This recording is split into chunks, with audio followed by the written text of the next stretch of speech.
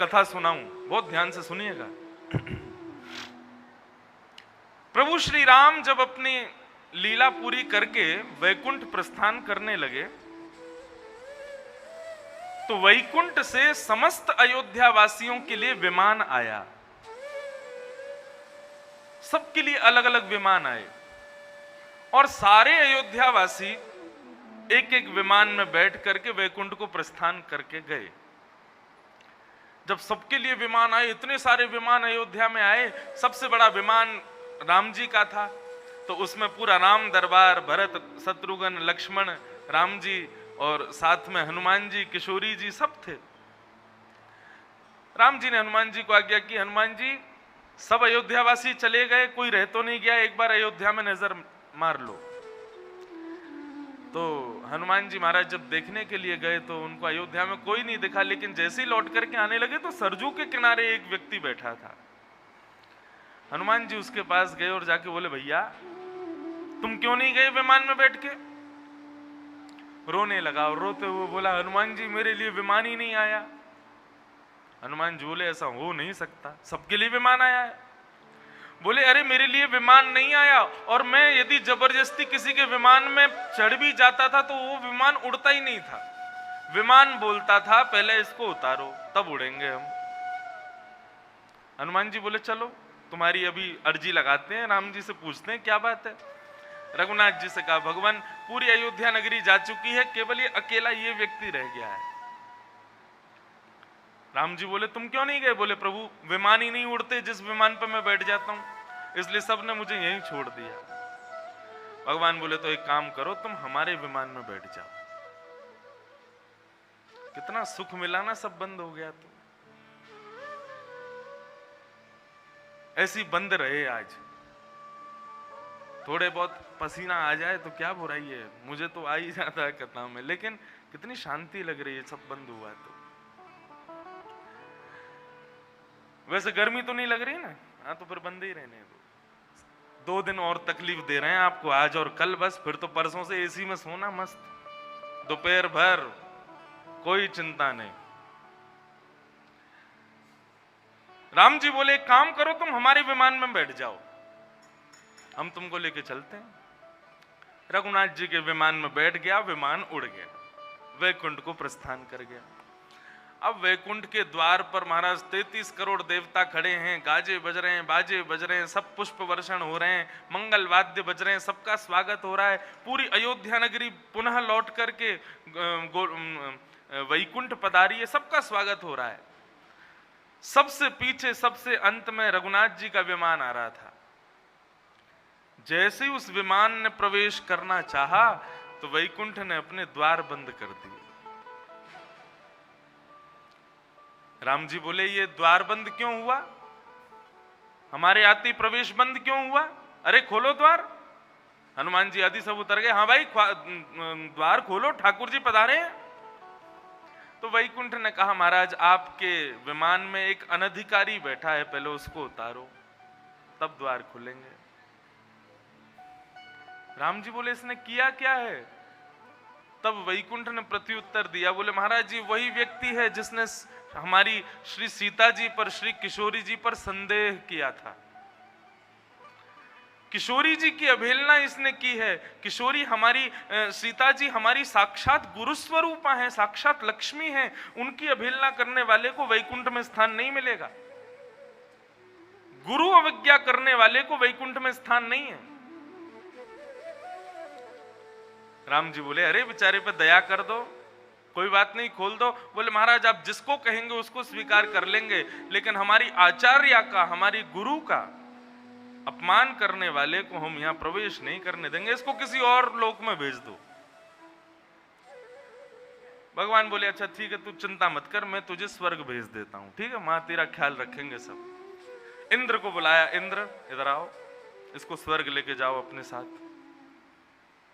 इंद्र ने तुरंत अपना मुकुट उतार करके चरणों में धर दिया। बोले, महाराज अपनी पदवी त्यागने को तैयार हूं, लेकिन गुरु अवज्ञा करने वाले को स्वर्ग नहीं लेके जाऊंगा। हमारी आचार्य की अवहेलना की है इसने, मैं अपनी पदवी से इस्तीफा दे दूंगा, लेकिन इसको लेकर के नहीं जाऊंगा, क्षमा करें भगवान। स्वर्ग के द्वार भी बंद हो गए। उन्होंने कहा ठीक है, मैं तुम्हें कुबेर, यक्षों की नगरी कुबेर के पास भेज देता हूं। कुबेर ने भी मना कर दिया, बोले महाराज क्षमा करें, मैं भी नहीं रखूंगा। शंकर जी से कहा कि अपने भूत प्रेतों के बीच में ही रख लो इसको, इतनी कृपा कर दो। शंकर जी बोले भूत प्रेतों को इजाजत है मेरे पास रहने की, लेकिन गुरु अवज्ञा करने वाला तो भूतों से भी गया गुजरा है, इसको मैं नहीं ले जा सकता। सब देवताओं ने मना कर दिया। सबसे लास्ट में खड़े थे, भैंसा के ऊपर बैठे थे यमराज, नरक के स्वामी। आदमी रोने लगा, बोले मेरे लिए इससे बढ़िया तो मेरे को आप नीचे ही छोड़ देते, नरक जाना पड़ेगा। भगवान बोले कोई बात नहीं, हम नरक में तुम्हारी अच्छी व्यवस्था कर देंगे। यमराज को बोल देंगे तुमको मारेगा पीटेगा नहीं। यमराज जी से कहा कि इसको ले जाइए, नरक में ले जा करके रख लो। यमराज जी बोले महाराज नरक में पापी आते हैं, नरक में दुष्कर्मी आते हैं, लेकिन गुरु अवज्ञा करने वाला तो पापियों की श्रेणी में भी नहीं माना जाता, इसको नरक भी नहीं लेके जाऊंगा। विचार करो, एक गुरु अवज्ञा करने वाले को ठाकुर जी कह रहे हैं तो भी वैकुंठ स्वीकार नहीं कर रहा, स्वर्ग स्वीकार नहीं कर रहा, नरक स्वीकार नहीं कर रहा। इससे क्या समझ में आता है? ठाकुर जी दयालु हैं, ठाकुर जी कृपालु हैं, लेकिन उनके ऊपर यदि आपने कोई भगवत दोष किया, भगवत अपराध किया, ठाकुर जी क्षमा कर देंगे, लेकिन उनके जो ये गण हैं ये क्षमा नहीं करते हैं। इसलिए ठाकुर जी ने मन में विचार किया, ये जितने भी ग्वाल बाल हैं मेरे, ये मेरा कभी कान पकड़ लेते हैं, कभी मेरी चोटी पकड़ लेते हैं, कभी मेरे ऊपर बैठ जाते हैं, कभी मेरी धोती खींच लेते हैं, सब लीला मेरे संग करते हैं, तो कहीं इनको भगवत अपराध ना लगे, इसलिए अपनी आराधना में करवा लूं। अब इनसे कहूंगा कि मुझे पूजो तो ये मेरे को कभी नहीं पूजेंगे, इसलिए क्या करूं? बोले मेरा ही स्वरूप है गोवर्धन, उस गोवर्धन की पूजा इनसे करवाता हूं।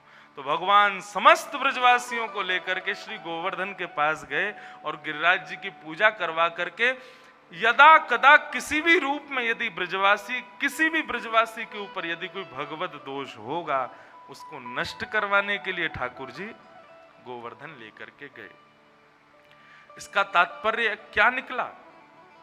आज भी यदि किसी वैष्णव से कोई भगवत अपराध हो जाए, अगले दिन की टिकट कटवाओ वृंदावन की और गिरिराज जी जाकर के श्री गोवर्धन नाथ जी को प्रणाम कर लो, परिक्रमा कर लो, कान पकड़ लो, तो आपका भगवत दोष नष्ट हो जाएगा।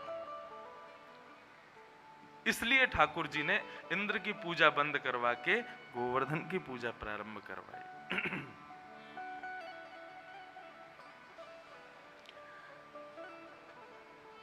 सब ब्रजवासियों ने 56 भोग सजाए। 56 भोग सजा करके सब ब्रजवासी हाथ जोड़ करके प्रार्थना करने लगे। इतने में ही गिरिराज पर्वत के ऊपर 4 भुजा धारण करके ठाकुर जी प्रकट हो गए। लाओ ब्रजवासियों भोग, लाओ ब्रजवासियों भोग, लाओ ब्रजवासियों भोग। ब्रजवासियों ने जैसे नेत्र खोल करके देखा तो चतुर्भुज रूप में श्री गोवर्धन नाथ खड़े हैं और उनका ये रूप देख करके ब्रजवासी इतने आनंदित हो गए। अरे लाला, तेने सांची कही कि तेरो देवता प्रकट है के दर्शन देख, और देख हमें दर्शन है रहे हैं। ठाकुर जी बोले अब देरी मत करो, अपनी अपनी सामग्री सब अपने हाथन से पवाओ। और श्री गोवर्धन नाथ ने सबकी सामग्री स्वीकार की। नन 901 ठाकुर जी को मित्र बोलो, लाला एक बात बता, ये गोवर्धन की शक्ल तोते काई को मिले? ये गिरिराज बाबा तेरे जैसो काई को लग रहा है? ऐसा लग रहा है जैसे तेने बहुत सारे गहने पहन लिए हों, 2 हाथ लगा लिए हों, मुकुट पहन लिए हों, तेरे जैसो ही चेहरा है बिल्कुल। ठाकुर जी बोले अरे तू नहीं जाने, मैं अपनी गैया चरावे यहाँ पे आऊं ना, जा गैया को दूध मैं पीऊं, वही गैया को दूध ये पी मैं, या हमारे हम दोनों को चेहरा एक जैसो है। मधुमंगल बोलो लाला तू बात न मत बनाए कर, गैया को दूध बछड़ा भी पीवे हम भी पीवे, हम दोनों की शक्ल तो मिले ना है, तुम दोनों की कैसे मिल रही है? सही सही बता कहा बात है। ठाकुर जी किसी भी प्रकार से उनकी बातों को कहीं ऐसा ना लगे कि ये मैं ही हूं। अरे मैं 2 रूप कैसे धारण कर सकूं? मैं तो तेरा सखा हूं, वो तो भगवान है। बोले हाँ लाला तू तो हमारा सखा है, तू भगवान थोड़ा ही है। ब्रजवासी कभी स्वीकार नहीं करते कि ये कन्हैया हमारा भगवान है या हमें अंदर कोई दैवी शक्ति है, ये ब्रजवासियों ने कभी स्वीकार किया ही नहीं। और सत्य बताएं, प्रेम में अपने प्रेमी की अद्भुतता स्वीकार नहीं की जाती। वो कितना भी अद्भुत हो संसार के लिए है, लेकिन प्रेमी के लिए अद्भुत नहीं है। यदि वहां पर आपकी अद्भुतता, आपका वैभव, आपका यश वो विशेष रूप धारण कर रहा है तो वो प्रेम नहीं हो सकता। ठाकुर जी को कभी स्वीकार नहीं किया ब्रजवासियों ने कि ये कोई प्रभु हैं। सब ब्रजवासियों ने भोग लगाया। इतने में नारद जी आ गए और नारद जी वहां 56 भोग में से 2-4 सामग्री लेकर के और सीधे इंद्र के पास पहुंचे। इंद्र ने स्वागत किया। इंद्र को जाकर बोले, अरे भैया ले लो, मोहनथार खाओ। उसने मोहनथार पाई। बोले, वाह बड़ी स्वादिष्ट है, कहां से लाए हो? बोले, अच्छी लग रही है। बोले, बहुत बढ़िया लग रही है। लो पेड़ा पाओ। कैसा लग रहा है? बोले, महाराज जबरदस्त। कहां से लेके आए? बोले, तुमको बढ़िया लग रहा है ना? बोले, बहुत अच्छा लग रहा है। बोले, पाते जाओ, ये लो और लो, ये खाओ। ऐसे खूब सारे पकवान खिलाए। अंत में जाकर के जब इंद्र ने कहा अब पेट भर गया, महाराज जब बताओ तो सही कहां से लाए हो? बोले, तुम्हारी पूजा बंद हो गई है, ठाकुर जी की पूजा शुरू हो गई है। उस खुशी के लड्डू बट रहे थे तो मैंने कि तुमको तो पता ही होगी तो खिला तो दूं। इंद्र बोले, क्या कहा? मेरी पूजा बंद हो गई? बोले, हाँ आपकी पूजा बंद हो गई है। इंद्र ने कहा, अभी देखता हूं इन ब्रजवासियों को। मेघमालाओं को आज्ञा कर दी, जाकर के ब्रजमंडल पर इतनी वर्षा करो पूरा ब्रजमंडल जलमग्न हो जाए, एक भी ब्रजवासी जीवित नहीं बचना चाहिए। और ये भैलूपिया कृष्ण भगवान बनकर के नीचे बैठा है, मेरी पूजा बंद कराता है। अभी दिखाता हूं मैं क्या शक्ति हूं। और जैसे ही काले काले बादलों ने आकर के पूरे ब्रजमंडल पर आक्रमण किया, गड़गड़ गड़गड़ गड़गड़ करके बादल गरजने लगे।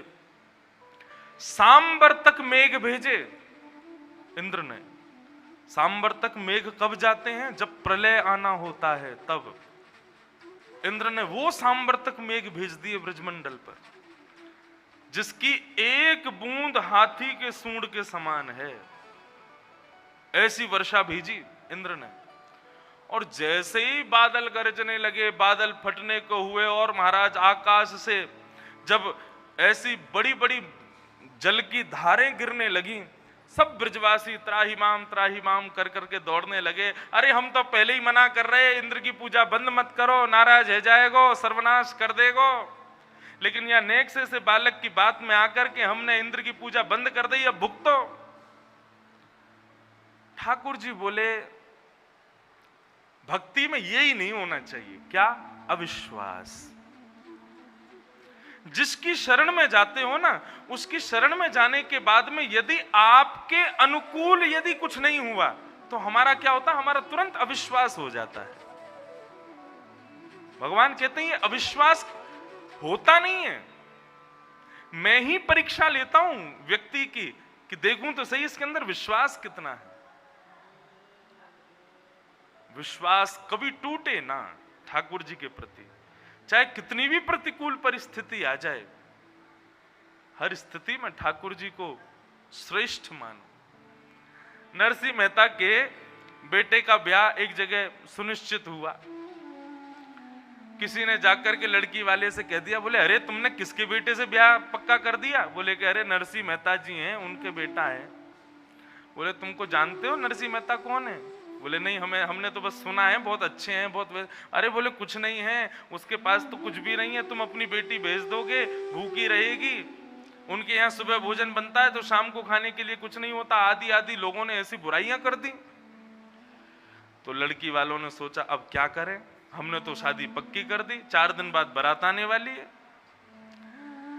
तो सबने कहा एक काम करो, बारात में अपनी डिमांड रख दो, ऐसी बारात होनी चाहिए आपकी। नरसिंह मेहता जब देखेंगे ना कि भाई इन्होंने तो इतनी सारी डिमांड कर दी हैं, ये तो हम कर ही नहीं सकते, नरसिंह मेहता अपने आप ही संबंध तोड़ देंगे।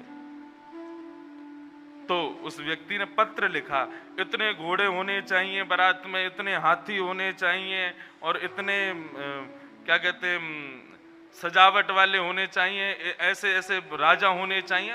दुनिया भर की बातें उसमें लिख दी और लिख करके एक पत्र बना करके ऊपर जय श्री कृष्ण लिख करके भेज दिया नरसिंह मेहता के यहाँ। नरसिंह मेहता के यहाँ पत्र जैसे ही पहुंचा तो कहा कि महाराज आपके लिए पत्र आया है। नरसिंह मेहता ने जैसे ही पत्र खोला, सबसे ऊपर लिखा था जय श्री कृष्ण। जय श्री कृष्ण पढ़ते ही नरसिंह मेहता के नेत्र बंद हो गए। बोले ये मेरा नहीं, तो ठाकुर जी का पत्र है। पत्र पढ़ा ही नहीं, आगे क्या लिखा है उसको दोबारा फोल्ड करके ठाकुर जी के पास रख दिया। बोले लाल जी आपका कोई पत्र आया है, पढ़ लेना इसको। हाँ मैं व्यस्त हूं, मेरे बेटे का ब्याह है। उसमें तो लिखा था इतने घोड़े होने चाहिए, इतने हाथी होने चाहिए, ऐसे सहरा वाले होने चाहिए, इतने प्रकार के बैंड बाजे होने चाहिए, इतने नगाड़े होने चाहिए। नरसिंह मेहता ने पढ़ा ही नहीं, जय श्री कृष्णा करके बोले ठाकुर जी का पत्र है, ठाकुर जी जाने। ठाकुर जी के सन्मुख रख दिया। ठाकुर जी ने कहा कि अब तो ये हमारी जिम्मेवारी बन गई। नरसिंह मेहता तो अपनी छोटी सी बारात की तैयारी कर रहे हैं और वहां वो लोग अपेक्षा कर रहे हैं कि या तो संबंध टूटे या फिर ऐसी बारात आवे। ठाकुर जी बोले ठीक है चलो। नरसिंह मेहता छोटी सी बारात लेकर के निकले। चलते चलते चलते कहीं से 4 लोग जुड़े, कहीं से 5 लोग जुड़े, कहीं से 100 लोग जुड़े, कहीं से 2 हाथी आ गए, कहीं से 10 हाथी आ गए, कहीं से 10-20 घोड़े आ गए। और देखते ही देखते महाराज किलोमीटरों लंबी बैंड बाजों के साथ में, गाजे बाजों के साथ में, नगाड़े के साथ में नरसिंह मेहता के पुत्र की बारात जा रही है। और सबसे विशेष क्या, लड़की वालों को खबर मिली कि बारात आ रही है। महाराज ऐसी बारात आपने कभी सुनी नहीं होगी, कभी सोची नहीं होगी। बोले बाहर चल के, बोले बाहर से नहीं दिखेगी, कहीं अटारी पे चलो, कहीं पर्वत पे चलो, ऊंचाई से देखो। और जब उन्होंने ऊंचाई से जाकर के देखा तो जहां तक नजर जा रही है हाथी घोड़ा नगाड़े बजाते हुए और नरसिंह मेहता की बारात आ रही है। और सबसे विशेष बात, उस बारात में सबसे आगे नाच कौन रहा है? बोले द्वारिकाधीश नृत्य कर रहे हैं, नृत्य करते हुए लेकर के जा रहे हैं। अविश्वास नहीं, जो भी परिस्थिति है संसार में, जैसी भी प्रतिकूलताएं हैं संसार में, ठाकुर जी पर कभी अविश्वास मत करना। अरे स्कूल में ज्वाइन किया है ना, पेपर तो देना पड़ेगा, एग्जाम तो देना पड़ेगा। इस संसार रूपी विद्यालय में आए हो ना, तो कष्ट रूपी परीक्षाएं तो आएंगी जीवन में, आपको हल करनी पड़ेंगी। और उस पर आप अगर ये कहो कि हमारे क्लास टीचर ने हमको धोखा दिया, क्यों धोखा दिया? बोले हमसे बहुत प्रेम से मिलता था, प्रेम से हमसे रोज प्रेम से बातें करता था, आज हमारी परीक्षा ले रहा है। अरे वो उसका कर्तव्य है, वो उसका धर्म है। उसको कैसे पता चलेगा कि तुम अच्छे से पढ़ रहे हो कि नहीं? जब तक परीक्षा नहीं लेगा कहां से पता चलेगा? इसीलिए बंधुओं, संसार में जो कुछ भी परीक्षाएं हमारी आती है ना, वो ठाकुर जी जानबूझ के लेते हैं, ये पता करने के लिए कि तुम इस संसार रूपी विद्यालय में ठीक से पढ़ रहे हो कि नहीं, ठीक से सब चल रहा है कि नहीं, तुम्हारा मेरे प्रति विश्वास कहीं अविश्वास तो नहीं हो गया, इसलिए परीक्षाएं होती हैं। स्वामी विवेकानंद तो अपने किसी भाव में कहते हैं, यदि किसी व्यक्ति का एक पूरा दिन बड़ी खुशी से निकले ना, तो उसको रात में चिंता करनी चाहिए। एक टेंशन भी नहीं आई पूरे दिन में, कहीं भगवान मुझसे नाराज तो नहीं हो गए? और यदि जीवन में हर दिन कोई ना कोई चिंता दिमाग में बनी रहती है, तो प्रसन्न रहना। क्या ठाकुर जी हमको हमारे ऊपर कृपा बनाए रखें, रोज एक टेस्ट पेपर भेज देते हैं, रोज एक परीक्षा भेज देते हैं, इसको हल करो, कभी असाइनमेंट दे देते हैं, कभी होमवर्क दे देते हैं, कभी कोई टेस्ट दे देते हैं। तो ये नित्य परीक्षाएं जिसकी होती है ना, उसको ये विचार करना चाहिए, ठाकुर जी मुझसे प्रेम करते हैं, इसलिए रोज मेरी परीक्षा लेते हैं, मेरी ही लेते हैं, क्योंकि मैं सबसे प्रिय हूं उनका। क्लास में जो बच्चा अच्छा नहीं होता ना पढ़ने में, और जो ना ज्यादा आता है स्कूल, ना ज्यादा अच्छे से पढ़ाई करता है, टीचर भी उससे कुछ एक्सपेक्टेशन रखते नहीं है। टेस्ट पूरी क्लास का होता है, उसको बोलते हैं तू एक काम कर, तू बाहर घूम ले। क्यों? पढ़ा नहीं होगा, डबल जीरो लाने से अच्छा तो तू बाहर ही चला जा। ठीक उसी प्रकार इस संसार में जिसके जीवन में परीक्षाएं नहीं आती ना, ठाकुर जी कहते हैं तू तो वैसे ही गया गुजरा है, तेरे को क्या परीक्षा दूं, तू चला जा, तू बाहर ही रहे, तू दूर ही रहे मेरे से। इसलिए परीक्षाओं का तो रोज इंतजार किया करो, कुछ तो हो। अविश्वास ठाकुर जी के प्रति कभी ना हो। भगवान बोले ये गलत है, जिनकी शरण में आए हो उन पर विश्वास करो। श्री सूरदास जी महाराज कहते हैं, भरोसो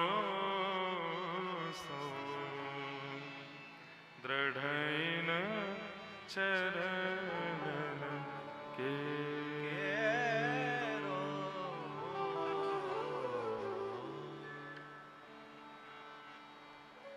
बंधुओं, हम पद गाते हैं, आपको समझ में आते हैं? कुछ नहीं समझ आता आपको, बस बढ़िया लगता है अंदर से। हाँ, क्योंकि इनकी भाषाएं बहुत पुराने समय की है ना।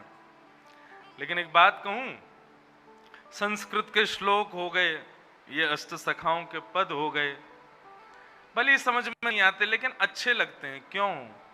क्योंकि ये हमारे शरीर को समझ नहीं आते, आत्मा को समझ आते। आत्मा की भाषा है ना, क्योंकि ये परमात्मा की भाषा है, इसलिए आत्मा समझती है इनको।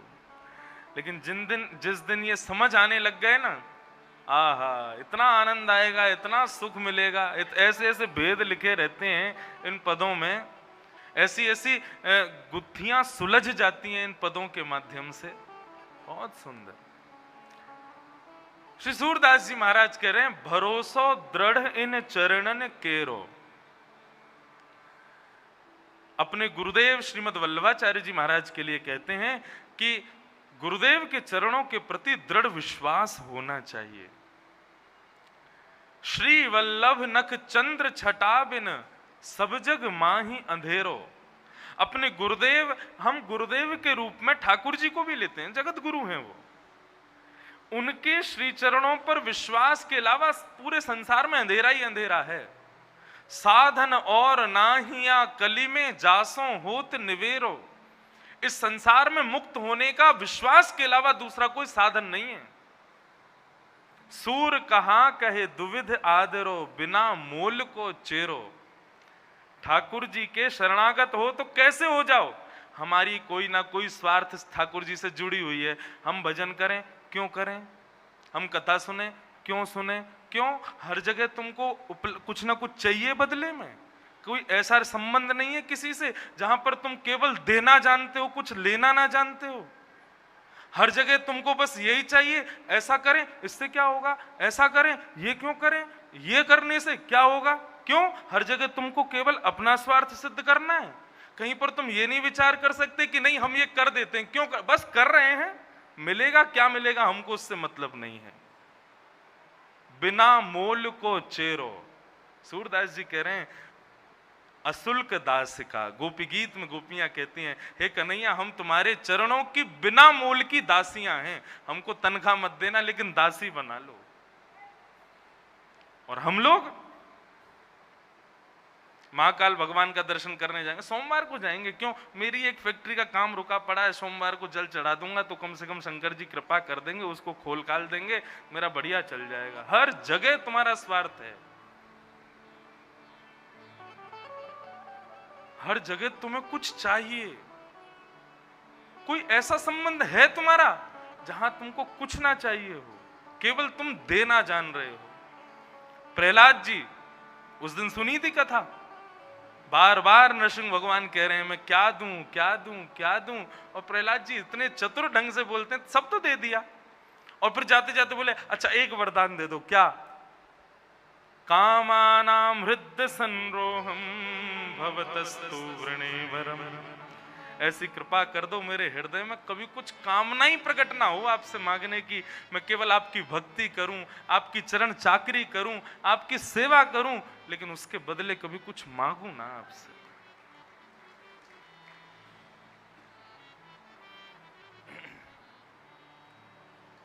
विश्वास। ठाकुर जी ने सब ब्रजवासियों से कहा, अरे भैया इन पे विश्वास करो, इनकी शरण में आए हो तो। सब ब्रजवासी नेत्र बंद करके कहने लगे, हे गोवर्धन नाथ हमारी रक्षा करो, हे गिरिराज बाबा इंद्र से हमको बचाओ, हमारे छोटे छोटे ग्वाल बाल हैं इनको बचाओ, हमारे बछड़ा बछिया गैया इनको बचाओ, हम आपकी सेवा करेंगे, हम आपको वंदन करेंगे, अब कोई को पूजन नहीं करेंगे, आपको करेंगे। ये सब ब्रजवासी ऐसा कह करके सब प्रार्थना कर रहे थे। इतने में ही हल्ला हुआ, अरे जल्दी जल्दी देखो देखो कहाँ भयो। जैसे ब्रजवासियों ने नेत्र खोल करके देखा तो 7 बरस के कन्हैया त्रिभंग लली रूप धारण करके एक चट्टान पर अपनी कन्नी उंगली पर गिरिराज पर्वत धारण करके खड़े हुए हैं। सब ब्रजवासियों से कह रहे हैं, आ जाओ आ जाओ आ जाओ, ये सुंदर छतरी मैंने खोल ली है, यहाँ के नीचे आकर के खड़े है जाओ। सब ब्रजवासी अपने अपने लठ लेकर के गए, सबने जाकर के गिरिराज पर्वत के नीचे अपने अपने बांस के मोटे मोटे लठ लगा लिए और सब लाला को देख रहे हैं, लाला तूने इतनो बड़ो गिरिराज पर्वत उठा लियो, वो अपनी कन्नी उंगली पे। लाला कैसे उठायो? नहीं खमऊ बता कैसे उठायो? अब भी वो ये नहीं सोच रहे हैं कि ये कुछ बहुत बड़ी बात हो गई, वो सोच रहे हैं ये तो हम भी कर लेंगे। यहां पर भी प्रभुता मान ही नहीं रहे। और हो ही गया, 2-4 ब्रजवासी बोले, अरे लाला ने थोड़ी उठाया है, तो कौन ने उठाया? बोले सही पूछो तो गिरिराज जी हमारे डंडा पे टिके हुए हैं। भगवान बोले लो कर लो बात। यहां पर ब्रह्म वाले सारे गुण इनके सामने खोल के धर दिए मैंने, लेकिन फिर भी इनको विश्वास नहीं होता कि मैं भगवान हूं। भगवान बोले हाँ हाँ तुम्हारे डंडा पे ही टिके। बोले और नहीं तो लाला? हाँ इतना बड़ा गिरिराज पर्वत है, हमारे मोटे मोटे डंडा है, हमारे परपर दादा के जमाने के डंडा है, उन पर टिको हुए हो। ठाकुर जी बोले तो फिर मैं अपनी उंगली हटा ले रहा हूं यही पे टिके। बोले हाँ तो लाला तू काय को नाटक कर रहा, हटा ले या नीचे कर ले। ठाकुर जी ने जैसे ही अपनी उंगली नीचे करी, चट चट चट चट करके सबके डंडे टूटने लगे, बांस टूटने लगे, गिरिराज जी नीचे की ओर आने लगे। सब बोले अरे लाला संभाल संभाल संभाल संभाल। ठाकुर जी ने फिर से उंगली लगाई, फिर से गिरिराज जी टिक गए। अब तो ब्रजवासी बोले ये तो कुछ अलग हुआ है। अपने टूटे हुए बांसों को देखे, मेरे परदादा के जमाने का डंडा था, इससे मैंने क्या नहीं किया, बड़े बड़े पर्वत लांघ गया, कभी इसमें ये छिला भी नहीं नीचे से, आज टूट गया, अधर हो गया। अपनी थोड़ी से टूटे हुए डंडों को लगा करके सब कन्हैया को देख रहे हैं। और अभी भी कोई आश्चर्य नहीं, मनी मन सोच रहे जरूर कछु ना कछु चतुराई होगी या की। ठाकुर जी बोले कहा भयो? लाला कैसे उठायो तूने बता। बोले हम तो बचपन से कहते आ रहे हैं, तुम लोगों ने विश्वास ही ना हुए। अरे हम भगवान हैं, देख तू बातन ने मत बनाए कर, भगवान है ये बात हमसे मत बोले कर। ऐसा कौन सा काम कियो तैने जो तू भगवान है?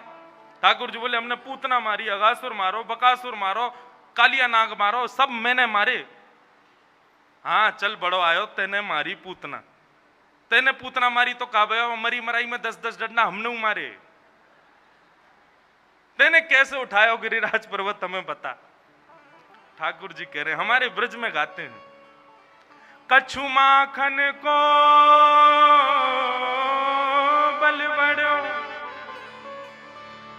कछु गोपन करी सहाय, श्री राधे जू की कृपा सो मैंने गिरवर लियो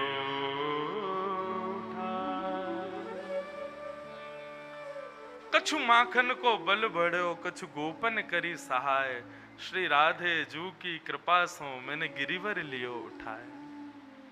लाला तेरो माखन से बल बढ़ो, या बात को तो हम स्वीकार कर रहे हैं, तेने बहुत माखन खायो, लेकिन कछु गोपन करी सहाय, हमने क्या सहायता करी तेरी? बोले गिरिराज बाबा मेरे जैसो दिख रहो कि ना दिख रहो? बोले हाँ लाला तेरे जैसे ही दिख रहो। तो जब गिरिराज बाबा प्रकट भये तुम उनको देख रहे, फिर टकटकी लगा के मुंह को देख रहे, फिर उनको देख रहे, फिर मुंह को देख रहे, तो तुम बार बार जब मेरी ओर देख रहे ना तो तुम सबकी शक्ति निकल के मेरी उंगली में आ गई, सो मैंने गिरिराज जी उठा ली। ब्रजवासी बोले देख पकड़ोगे हो ना, तभी तो हम गए कमजोर कैसे है रहे हम आजकल, 2-3 दिनों से बड़ी कमजोरी आ रही है भीतर से, लाला ने शक्ति चुरा ली है हमारी। इतने भोले ब्रजवासी इस बात पे विश्वास कर गए। हाँ यही बात है, लाला ने चोरी कर ली है हमारी शक्ति, हम सबकी शक्ति तो ही उठाया हो कन्हैया ने। हाँ लाला ठीक है, और नैकात शक्ति चाहिए हो तो बता, नेक और देख लें तो को। श्री राधे जू की कृपा सो मैंने गिरवर लियो उठाए। राधा रानी की कौन सी कृपा भाई। आहा, कल जयदेव महाप्रभु की स्तुति गाई थी। मैंने कल एक बात कहा था कि श्री जयदेव महाप्रभु के कृत जो गीत गोविंद है वो ठाकुर जी के भेद खोलता है। प्रार्थना है बिना गुरु चरणाश्रित हुए कभी गीत गोविंद का पाठ मत करना। पाठ करना, लेकिन उसके अर्थ को यदि आप सीधा पढ़ने के लिए जाओगे ना तो आप और संशय में चले जाओगे। कोई विशेष कोई ठाकुर जी का अनुयायी हो, सुंदर भक्त हो, वैयाकरणी हो, वो उस भेद को खोल सकता है। और ये केवल गीत गोविंद के लिए नहीं है, ठाकुर जी से मिलित जितने भी शास्त्र हैं, चाहे वो श्रीमद् भागवत है, श्रीमद् भगवत गीता है। भगवत गीता के तो अर्थ फिर भी सरल हैं, समझ सकते हैं हम लोग, लेकिन इन सब समाधिस्थ भाषा के ग्रंथों को यदि अध्ययन करना हो, उनको जानना हो, तो किसी गुरु के शरण में जाना। अब गीत गोविंद में इसका भेद खोलते हैं। श्री राधे जू की कृपा सो मैंने गिरिवर लियो उठाए। राधा रानी ने कौन सी कृपा की। जयदेव महाप्रभु कहते हैं अभिनव जलधार सुंदर धृत मंदर धृत मंदर श्रीमुख चंद्र चकोर जय जय देव हरि। श्री राधा मुख चंद्र चकोर जय जय देव हरि। अभिनव जलधार सुंदर धृत मंदर धृत मंदर राधा मुख चंद्र चकोर जय जय देव। श्री राधा मुख चंद्र चकोर जय जय देव हरे। जय जय देव हरे।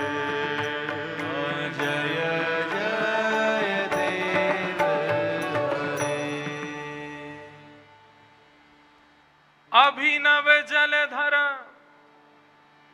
जब सांबर तक जल की वृष्टि हुई थी ब्रजमंडल पर, कब? जब इंद्र ने कोप किया था, तब क्या हुआ था? बोले धृत मंदर। ठाकुर जी ने अपनी कन्नी उंगली पर मंदर यानी कि पर्वत को धारण किया था। कैसे धारण कर लिया? बोले श्री मुख चंद्र चकोर जय जय देव हरे। जयदेव महाप्रभु तो बड़ी अच्छी बात कहते हैं, प्रेम की बात कहते हैं। क्या कह रहे हैं? बोले जब प्रेमी सामने हो ना तो असंभव काम भी हमें संभव सा लगने लगता है। क्यों? बोले उससे एक विचित्र ऊर्जा हमें प्राप्त होती है। ठाकुर जी किसके आदि हैं? बोले किशोरी जी के मुखमंडल को देखने के आदि हैं। उनसे पूरे दिन कह दो कि किशोरी जी को देखते रहो, पूरे दिन देखते रहेंगे। हमारे ब्रज में गाते हैं, जब देखी वृषभानुजा हिय विच उठी हुक, वंशी रह गई हाथ में फिर ना लागी फूंक।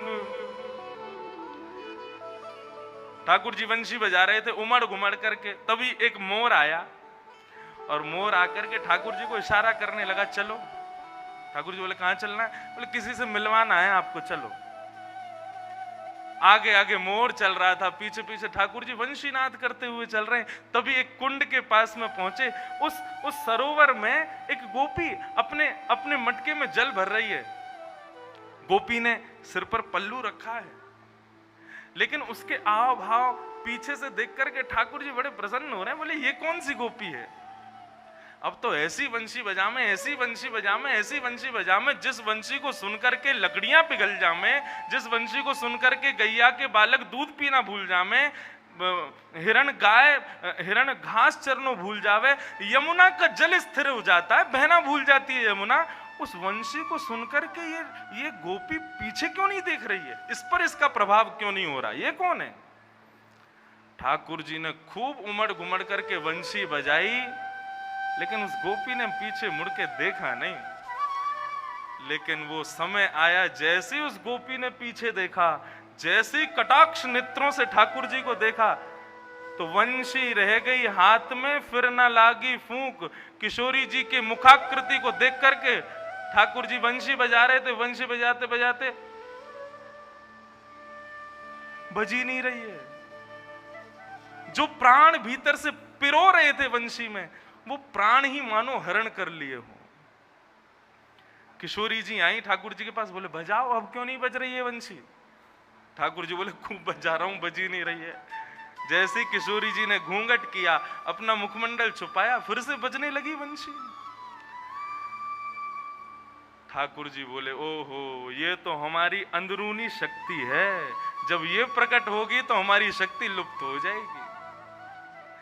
और दूसरा भाव ये कि किशोरी जी का रूप इतना मधुर है, इतना सुंदर है, इतना सुंदर है कि ठाकुर जी भी जब उसका दर्शन करते हैं तो अपनी शक्तियां भूल जाते हैं। तो फिर बात क्या निकल करके आई? ये गिरिराज कैसे उठे?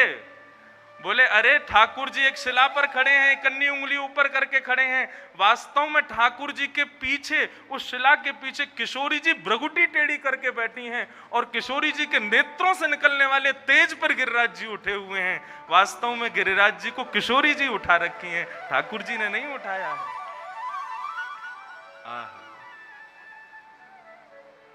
हमारे वृंदावन में आज भी किशोरी जी का दर्शन नहीं होता। सब जगह राधे राधे होती है। कोई कह दे कहां से आए, बोले वृंदावन से आए, तो पहली बात राधे राधे। लेकिन मुझे वृंदावन में एक जगह दिखा दो, आपने राधा रानी देखी हो तो। बिहारी जी चले जाओ, ठाकुर जी खड़े हैं, राधा रानी बगल में है लेकिन घूंघट करके। राधा वल्लभ जी चले जाओ, ठाकुर जी वंशी बजा रहे हैं, सुंदर स्वरूप है, राधा रानी बगल में घूंघट करके। राधा रमन जी चले जाओ, ठाकुर जी खड़े हैं, राधा रानी बगल में घूंघट करके। क्यों? किशोरी जी घूंघट में क्यों विराज रही हैं? तो वैष्णव जन बहुत सुंदर उत्तर देते हैं कि भैया ठाकुर जी का स्वरूप इतना सुंदर कि उस पे तो सब पागल हुए रखे हैं। ठाकुर जी जिस स्वरूप पर मोहित हो जाते हैं, यदि उन्होंने घूंघट खोल दिया, यदि उन्होंने घूंघट उठा लिया, तो क्या होगा? दो बातें होंगी। पहली बात तो आदमी उनको देखते वहीं पर ही प्राण त्याग देगा, किशोरी जी इतनी सुंदर हैं। और दूसरी बात, फिर ठाकुर जी यूं नहीं खड़े होंगे, फिर ठाकुर जी ऐसे खड़े होंगे, किशोरी जी को देखेंगे। हम वो सामने क्यों देख रहे हैं? क्योंकि किशोरी जी घूंघट में बैठी हैं। यदि किशोरी जी ने घूंघट ऊपर किया, पर बिहारी जी ऐसे दर्शन नहीं देंगे, बिहारी जी के दर्शन ऐसे होंगे। वो किशोरी जी का दर्शन करते हैं।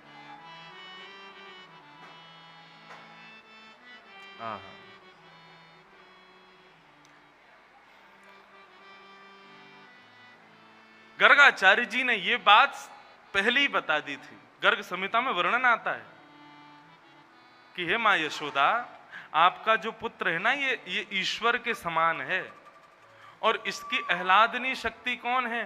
बोले वृषभानुनंदिनी राधा रानी, वो इनकी आह्लादनी शक्ति है। जब कभी भी आपको ऐसा लगे कि आपके लाला की शक्ति क्षीण है रही है, वृषभानुनंदिनी किशोरी जी को, राधा रानी को या के सामने ला करके खड़ो कर दियो, आपके लाला की शक्ति कभी क्षीण ना होगी।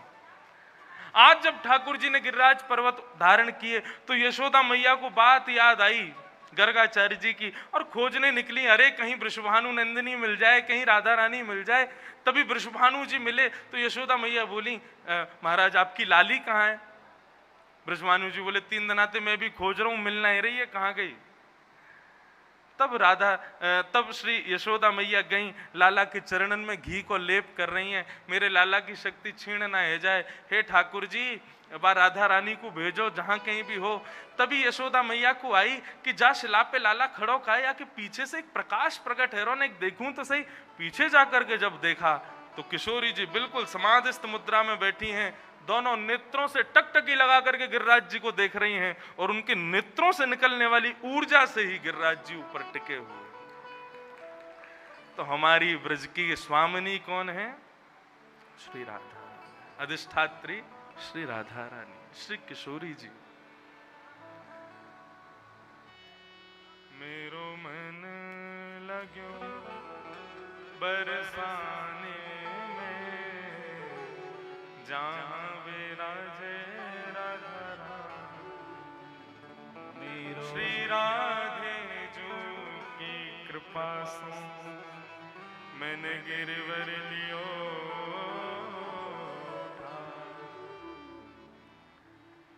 इस प्रकार ठाकुर जी ने गिरिराज जी को धारण किया।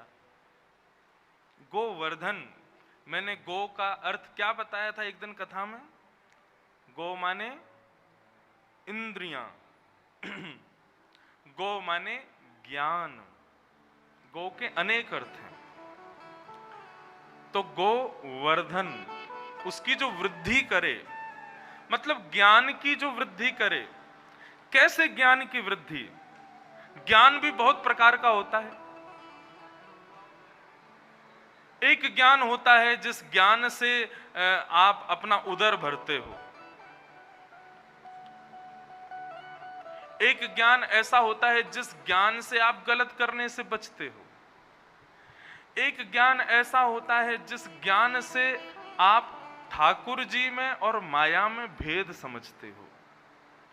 और एक ज्ञान होता है जिससे संसार नश्वर और प्रेम की महिमा पता चलती है। ज्ञान अनंत प्रकार के हैं।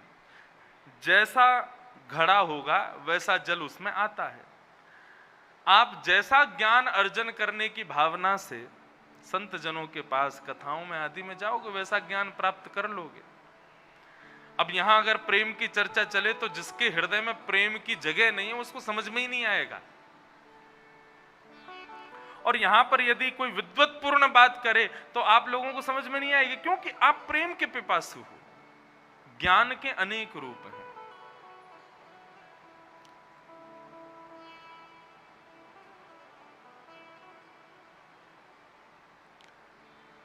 ज्ञान का जो वर्धन करे, मतलब प्रेम रूपी ज्ञान का जो वर्धन करे वो गोवर्धन। दूसरा बात, हमारी इंद्रियों को ज्ञान कहते हैं, गौ कहते हैं, तो उसका वर्धन जो करे, मतलब इंद्रियों का संसार के प्रति भोग में वर्धन ना करके ठाकुर जी की भक्ति में जो वर्धन करे वो गोवर्धन। जिनकी शरण में जाने के बाद नेत्रों में भक्ति प्रकट हो, कानों में सुनने की भक्ति प्रकट हो, जिह्वा में कीर्तन गाने की भक्ति प्रकट हो, प्रत्येक अंग ठाकुर जी की भक्ति करने में आनंदित हो, उसका जो वर्धन करते हैं, भक्ति में जो वर्धन करते हैं, वो है श्री गोवर्धन। उनको हम प्रणाम करते हैं। ठाकुर जी ने गोवर्धन धारण किया। 7 दिन 7 रात्रि तक गिरिराज पर्वत धारण करने के बाद जब इंद्र को पता चला कि महाराज ब्रजमंडल में तो इस प्रकार की लीला हुई है, इंद्र को लगा मैंने ठाकुर जी का अपराध किया है, मुझे जाके क्षमा मांगनी चाहिए। इंद्र ने आकर के ठाकुर जी से क्षमा मांगी। पिता गुरुस्त्वं जगतामधीशो दुरत्यः काल उपात्त दंड हिताय स्वेच्छा तनुभिस्समीहसे मानं विदुन्वन् जगदीश मानिना। आप मेरे पिता हैं, आप मेरे गुरु हैं, और गुरु को और पिता को अधिकार है अपने शिष्य को, पुत्र को दंड देने का। पिता को चाहिए, मां को चाहिए, गुरु को चाहिए कि अपने बालकों को ज्यादा लाड़ ना किया करें, क्योंकि लालनात बहुवो दोषात, शास्त्र आज्ञा करते हैं लाड़ करने में बहुत दोष होता है, और ताड़नाद बहुवो गुणा, ताड़ना करने में बहुत गुण होता है। तस्मात् पुत्रम च शिष्यम च ताड़येत न तु लाड़येत, पुत्र को और शिष्य के लिए चाहिए कि उसको ज्यादा लाड़ ना किया जाए, उसकी ताड़ना की जाए, थोड़ा बहुत उसको समय समय पर डेकाडोन डोज दिया जाना चाहिए। माँ पिता कभी जानबूझ के बालकों को नहीं मारते, जब दिखता है कि नहीं आज नहीं बोले तो फिर ये बिगड़ जाएगा या इसका भाव खराब हो जाएगा या कोई और बात, तभी वो दंडित करते हैं, और होना भी चाहिए। लालयेत पंचवर्षाणि, लाड़ कब तक करो? जब तक बालक 5 साल का ना हो जाए। 10 वर्षाणि ताड़येत, और फिर जैसे ही बालक 5 साल का हो जाए ना, उसके बाद 10 साल तक खूब ताड़ना करो। मतलब जब तक 15 साल का ना हो जाए, 5 साल से लेकर के 15 साल तक वही समय है, या तो वो बिगड़ जाएगा या वो सुधर जाएगा, या तो वो बन जाएगा या फिर सब कुछ सर्वनाश कर देगा। और जैसे ही बालक 16 वर्ष का हो, प्राप्ते तु 16 वर्षे पुत्रम मित्र वदाचरेत्, जैसे ही वो 16 साल का हो जाए उसके साथ फिर मित्रता कर लेनी चाहिए। फिर उससे थोड़ा सा खुलो, उसके सामने ज्यादा माता पिता बन के रहने की कोशिश मत करो। फिर क्यों? 18-19 साल के बच्चे क्या करते हैं? अपने अंदर की बातें माता पिता से शेयर नहीं करते। किससे करते हैं? अपने दोस्तों से करते हैं। क्यों? दोस्त सारी बाउंड्रीज खत्म कर देता है ना। बच्चों को बाउंड्रीज कब तक दो? जब तक वो बाउंड्री लांघने लायक ना हो जाए। जैसे ही लगे कि हाँ अब ये लांघ सकता है, तो बाउंड्री खुद ही तोड़ दो। और तोड़ के क्या करो? तुम भी बाउंड्री लांघने वाले उसके संग बन जाओ। बाउंड्री का मतलब क्या है? Restrictions, limitations. ये जो सारी बाउंड्रीज है ना, ये कब तक होनी चाहिए? जब तक बच्चा उनमें रह सकता है। लेकिन जैसे ही लगे ना कि अब नहीं रखेगा ये, उसके बाद यदि तुमने बाउंड्री लगाई तो वो बिगड़ जाएगा। क्यों? बोले फिर वो फलांग फलांग के जाया करेगा सारी लिमिट्स को, सारी बाउंड्रीज को, और फिर वो गलत करेगा। इसलिए क्या करो? शास्त्र आज्ञा करते हैं, तस्मात् पुत्रम च शिष्यम च प्राप्ते तु 16 वर्षे पुत्रम मित्र वदाचरेत्। जैसे ही 16 साल का बालक हो जाए उसके साथ मित्रता कर लेनी चाहिए। आप ही उसके सबसे अच्छे मित्र बन जाओ। किसी और के पास क्यों जाएगा अपनी मन की बात कहने? आपसे ही कहेगा। तो इंद्र कह रहा है, प्रभु आप मेरे पिता हो, आप मेरे गुरु हो, लीजिए मैं अपना गाल आगे करता हूं, मुझे दंड दीजिए। भगवान बोले तुझे दंड नहीं दूंगा मैं। क्यों? बोले तेरे कृत्य से, तेरे इस जो भी तूने किया ना, पता नहीं क्यों मुझे बहुत अच्छा लगा इससे। इंद्र बोले अच्छा क्या लगा आपको? तब भगवान बोले ये सारे ब्रजवासी मुझसे दूर दूर रहते थे, रहते तो मेरे समीप ही हैं, लेकिन एक साथ सारे ब्रजवासी इतने पास इतने दिनों के लिए कभी नहीं आए। तेरे इस कृत्य की वजह से एक गिरिराज पर्वत के नीचे 84 कोस का ब्रजमंडल सब मेरे समीप आ गया, मुझे बहुत सुख मिला। न जाने कौन से गुण पर दयानिधि रीझ जाते हैं, न जाने कौन सा गुण उनको अच्छा लग जाए। ब्रह्मा से कल नाराज हो गए थे। क्यों नाराज हुए थे? क्योंकि ब्रह्मा ने भक्तों को दूर किया था, लेकिन इंद्र की करनी से सब पास आ गए, इसलिए ठाकुर जी को बहुत सुख मिला।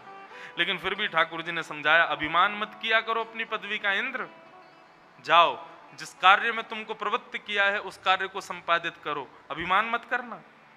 और इंद्र प्रणाम करके वहां से प्रस्थान कर गया। गौ माताओं ने भगवान का आज एक नामकरण कर दिया। क्या? गोविंद। ठाकुर जी का नाम रखा गायों ने, गोविंद। और ठाकुर जी को ये नाम अति प्रिय है, गोविंद। मैंने एक दिन और बताया था, एकादशी व्रत का महात्म्य बताया गया। बंधुओं, एकादशी के दिन अन्न में पाप निवास करता है, इसलिए एकादशी के दिन वैसे तो किसी को भी अन्न नहीं खाना चाहिए, लेकिन परम वैष्णवों को तो उस दिन अन्न नहीं छूना चाहिए। वैष्णव कौन? वैष्णव यानी कि भगवान का जो है वो वैष्णव, उसको वैष्णव कहते हैं। आप में से कौन कौन खुद को वैष्णव मानता है? सब मानते हैं, सब मानते हो ना। इसलिए प्रयास करो कि एकादशी के दिन हम लोग अन्न सेवन ना किया करें, उस दिन व्रत रखा करें, फलाहार किया करें। और यदि घर में बहुत बुजुर्ग लोग हैं, छोटे छोटे बच्चे हैं, अब इनको कैसे व्रत का खिलावें, तो फिर बड़े और बुजुर्गों को और छोटे बच्चों के लिए कोई दोष नहीं, बीमार के लिए भी कोई दोष नहीं।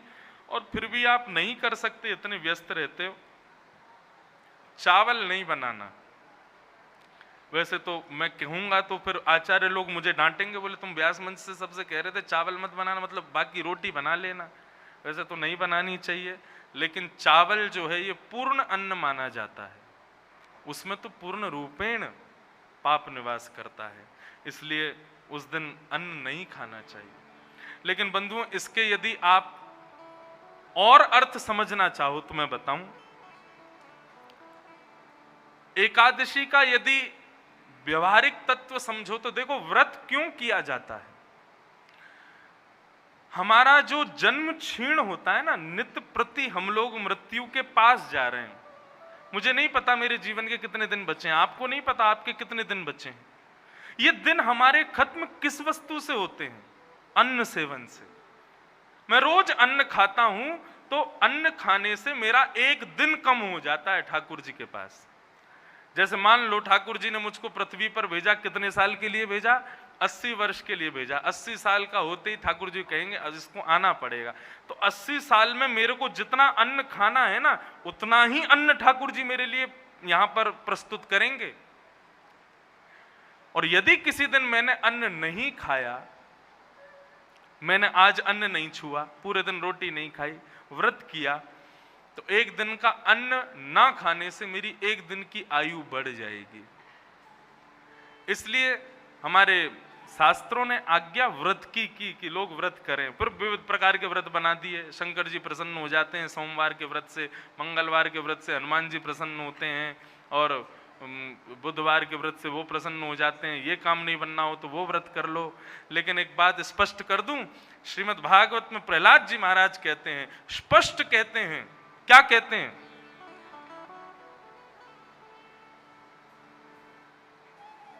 न व्रतानि च प्रीयते मलया, न दानम न तपोनिज्य न शौच्यम न व्रतानि च प्रीयते मलया भक्त्या हरिरन्य विडम्बनम्। प्रहलाद जी महाराज कहते हैं, न दानम न तप न यज्ञ यानी कि यज्ञ से, न दान से, न तप से, न यज्ञ से, न शौच्यम, शौच्यम यानी पवित्रता से, न दान से, न तप से, न यज्ञ से, न पवित्रता से, और न व्रतानि च, न व्रत से। इन पांचों से भगवान कभी नहीं मिलेंगे। आप 30 दिन के महीने में 15 दिन व्रत रखो कि मुझे ठाकुर जी मिल जाए, नहीं मिलेंगे।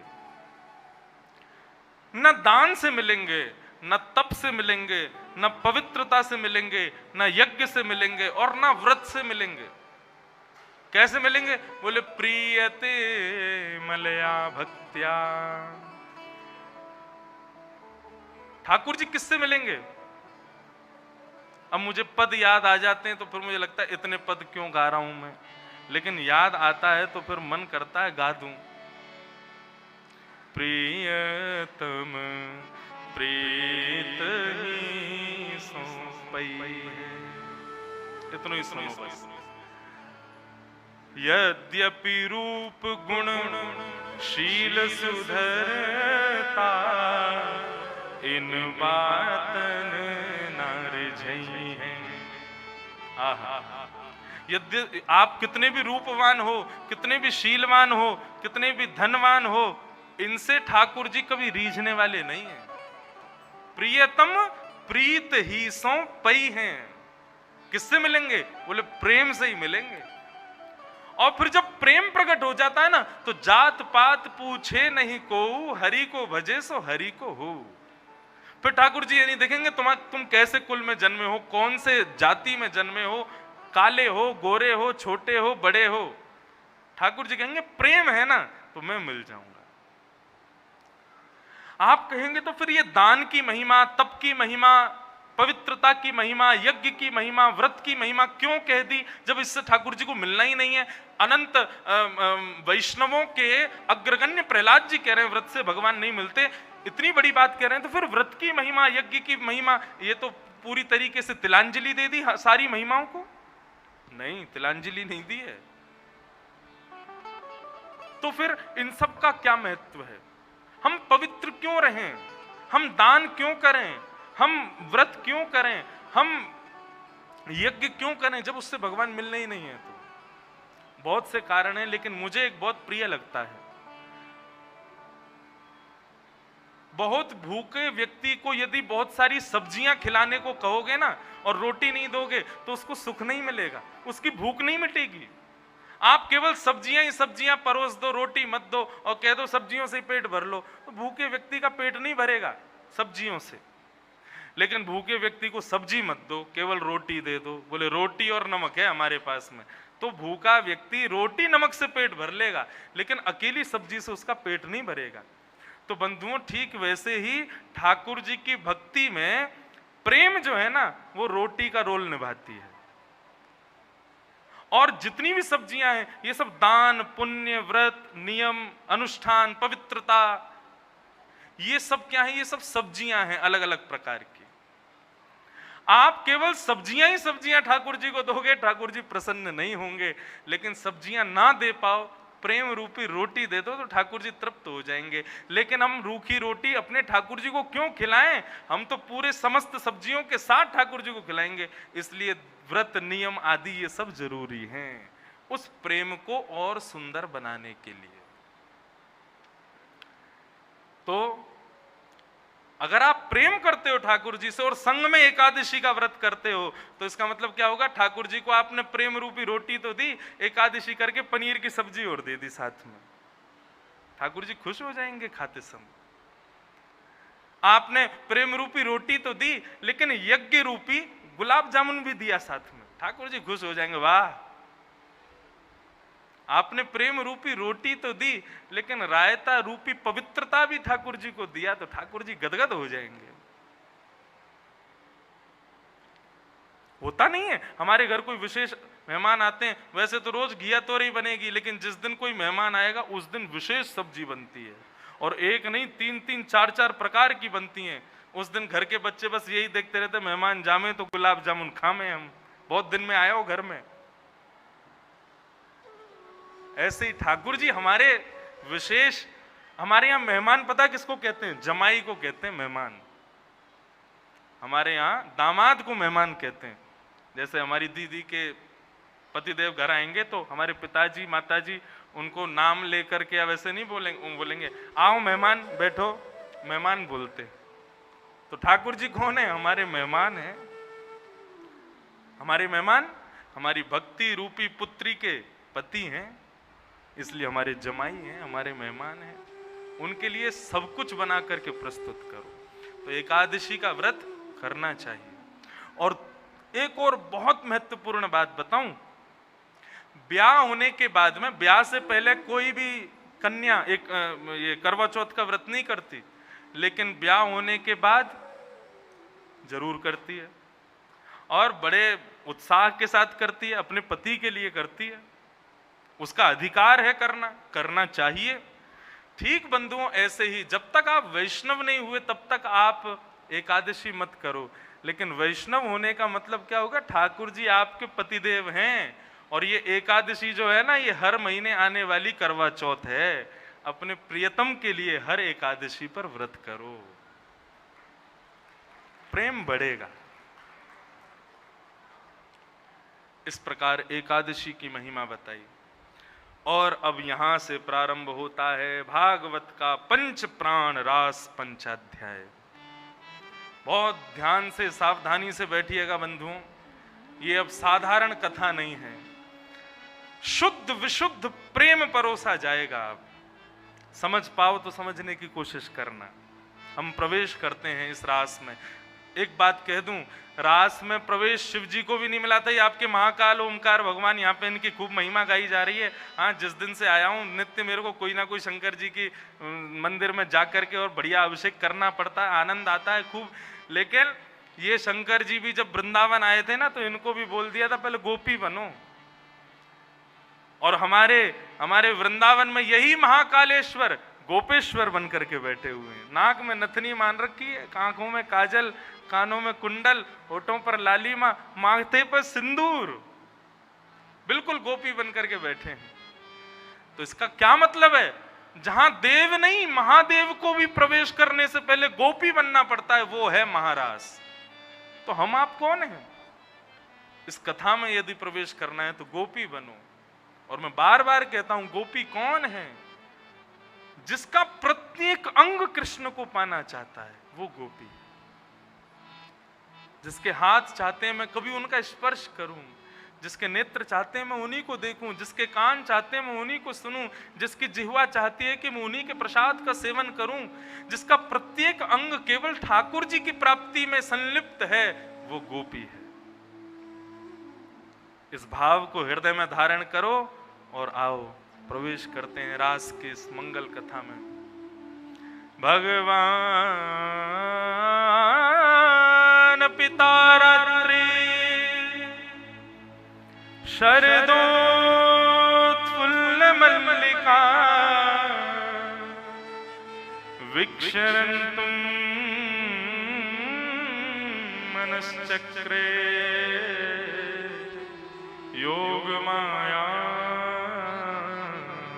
उपाश्रित। भगवान ने शरद पूर्णिमा आने से पूर्व ब्रह्मा की 6 महीने की रात्रियों को आमंत्रित किया। ब्रह्मा का एक दिन कितना बड़ा है? सतयुग त्रेता द्वापर कलयुग जब 71 टाइम्स बीत जाते हैं तब एक मनवंतर होता है, तब ब्रह्मा जी का एक दिन होता है। ऐसे ही सतयुग त्रेता द्वापर कलयुग जब 71 बार फिर बीतते हैं तब ब्रह्मा की रात होती है। तो सतयुग त्रेता द्वापर कलयुग 71 बार बीते तब एक रात होगी ब्रह्मा की। ऐसी ब्रह्मा की 6 महीने की रात्रियों को भगवान ने आमंत्रित किया रास विहार करने के लिए। हमारी सोच से परे है। अगर ज्ञानी बन के बैठोगे, ये पहला इलेक्ट्रिक शॉक लग रहा है अभी तो देखना आगे कितने कितने लगेंगे। यहां ज्ञानी बनकर के बैठोगे, कुतर्की बन के बैठोगे, तर्की बन के बैठोगे, माफ करना रास में प्रवेश नहीं मिलेगा। यहां जो कहा जा रहा है उसको वास्तविकता मान करके सुनना। ब्रह्मा की 6 महीने की रात्रियों को ठाकुर जी ने आमंत्रित किया। ब्रह्मा जी बोले 6 महीना तक क्या करेंगे भगवान? बोले रास विहार होगा।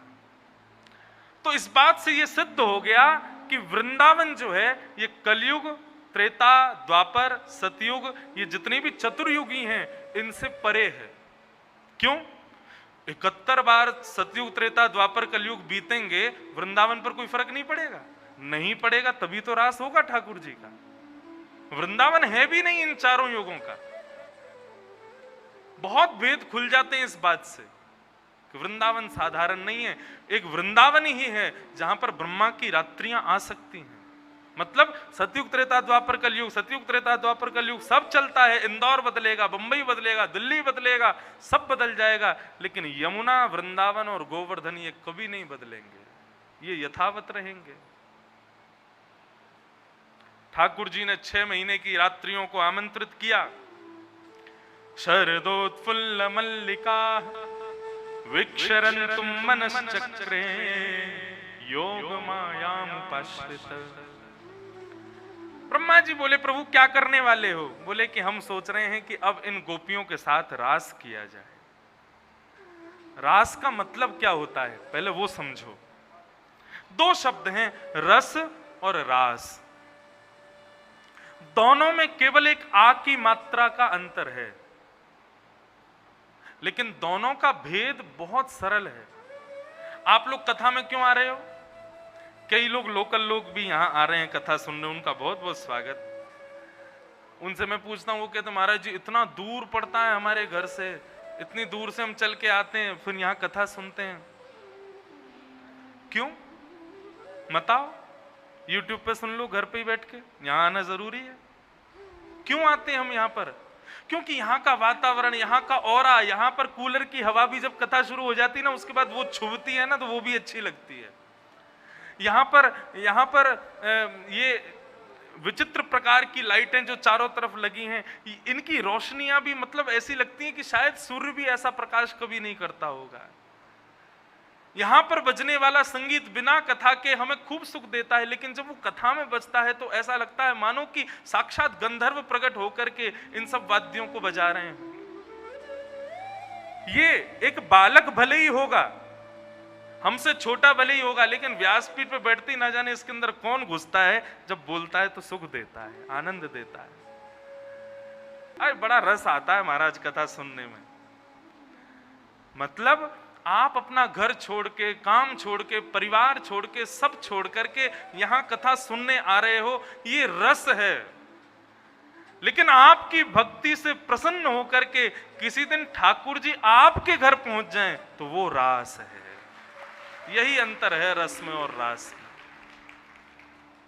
जब भक्त से प्रसन्न होकर के ठाकुर जी उसके सन्मुख जावे तो वो रास है, और जब ठाकुर जी को प्रसन्न करने के लिए भक्त ठाकुर जी के पास जावे वो रस है। यही अंतर है रस में और रास में। लेकिन एक बात कहूं, जब तक रस में खुद को डुबोगे नहीं, हम सब कौन है? हम सब गुल्ला हैं, गुल्ला। और कथा क्या है? बोले रस की चाशनी है। जब इसमें स्वयं को डुबोगे, बार बार इसमें गोते लगाओगे, तो तुम्हारा गुल्ला जो है वो रस से भरपूर हो जाएगा। तब कृष्ण श्याम सुंदर वो रसगुल्ला को अपने मुख से लगा लेंगे, उसको पा लेंगे, उसका सेवन कर लेंगे। और जब वो हमारा सेवन करें, वही तो रास है। हम ठाकुर जी का सेवन कर रहे हैं अभी, इसलिए ये रस है। लेकिन जब ठाकुर जी हमारा सेवन करने आ जाएं तो वो रास है। मीराबाई ने पहले रस में व्यवस्थित होकर के रास को प्रतिपादित किया। सूरदास, कुम्भनदास, रैदास, तुलसीदास, इन सबने रस से रास प्रकट किया। पहले रस में व्यवस्थित हो जाओ, तब तुम्हें रास मिलेगा। इसीलिए कथा 6वें दिन आती है रास की, ताकि 6 दिन की कथा सुनकर के वो व्यक्ति रस से परिपूर्ण हो जाए, ताकि रास हो सके, ठाकुर जी उसके समीप जा सकें। समझ गए रस और रास में भेद?